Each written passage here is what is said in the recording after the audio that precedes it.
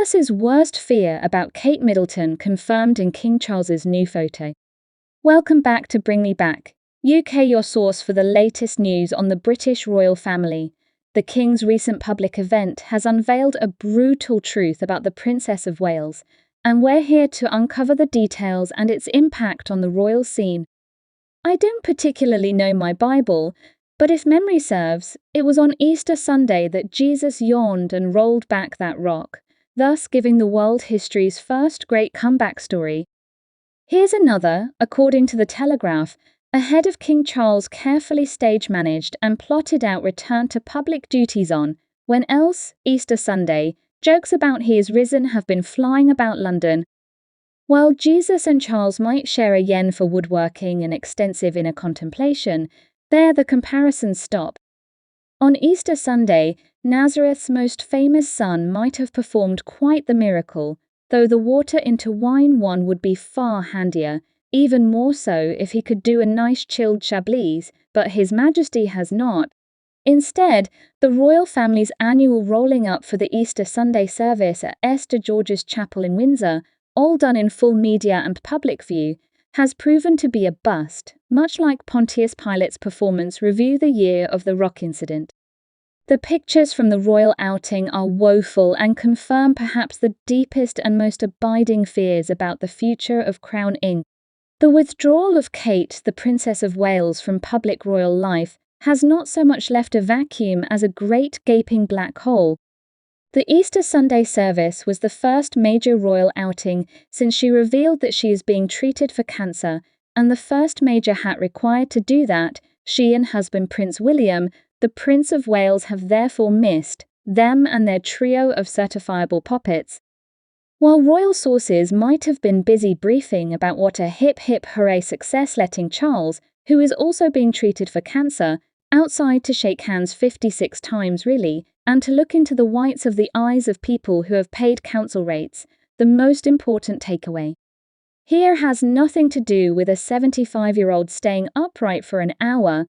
It's that the Waleses, and most especially Kate, are not just truly fundamental to the future of the monarchy, they are everything. The royal family attending St George's this weekend must surely go down as one of the dreariest outings to ever grace the court circular since Prince Edward was dispatched to open a roundabout in Milton Keynes and forced to travel by second-class rail path. Arriving at the chapel, it was a grimly plain and small group of Windsors that turned up, all, aside from the teenage Earl of Wessex, over the age of 60 years old. When Princess Anne's mint green coat is doing double time to add some colour and zip to proceedings, one of those whoop-whoop alarms normally reserved for power station disasters should be flashing somewhere deep in the bowels of Buckingham Palace. It was not just the Waleses who were not at the service. Last year's same event saw a number of the younger members, including Mike and Zara Tindall and their daughters Lena and Maya, Princess Beatrice and dreamboat husband Eduardo Maipelli Mozzi, and Peter Phillips, join William and Kate, staying well clear of toxic no-hoper Prince Andrew. Hello, fresh-faced future of the royal family. In 2023, faster than a royal writer could type, people were banging on about the symbolism of it all, of the unity and the strength of the House of Windsor, out in force for their first Easter after the death of the late Queen, and post a certain Californian duke having published a memoir and made brooding into a one-man cottage industry. The disparity between last year's Easter showing and this year's depleted sad sack one is enough to depress even the most ebullient of die-hard commemorative royal teaspoon collectors. What Sunday's reappearance of His Majesty proves is that sure, he might get to sit on the actual throne, but unfortunately he has all the natural star quality of a cheery, well-meaning shopping centre Santa. Her late Majesty came with a certain sphinx-like quality of the eternally enigmatic, the unknowable, the untouchable, the late Queen's aura of majesty, an antidote to a life measured out in coffee spoons.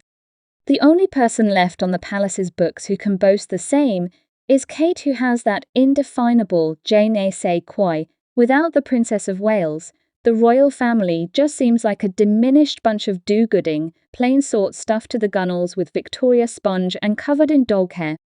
Without the prince and princess, backed up by the sort of chorus of cousins we have seen, what remains is a picture so determinedly lackluster, you should not be allowed to look at it before operating heavy machinery.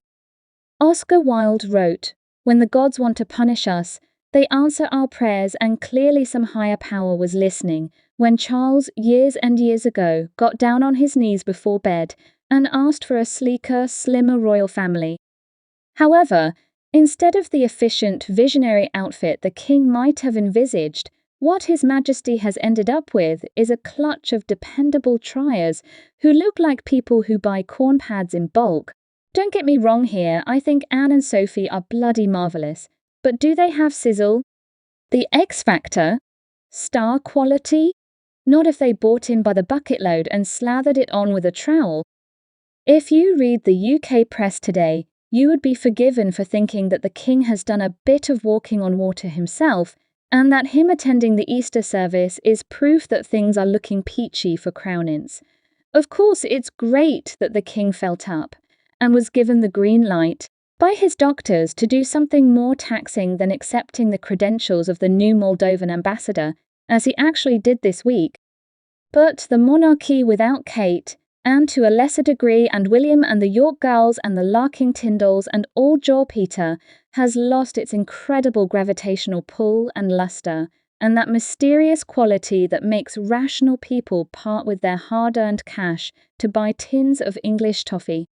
With her face slapped on the front. Without the princess, the king and co. just look like people, quotidian and unremarkable and dangerously mundane. What Kate has done is, accidentally, unmask the royal family, like Clark Kent whipping his glasses off. The emperor has no clothes, and Charles, on his own, will struggle to ever really shift a lot of palace gift shop tea towels or save the monarchy. Thank you for joining us on Bring Me Back, UK, where we've uncovered a brutal truth about the Princess of Wales through the King's recent public event.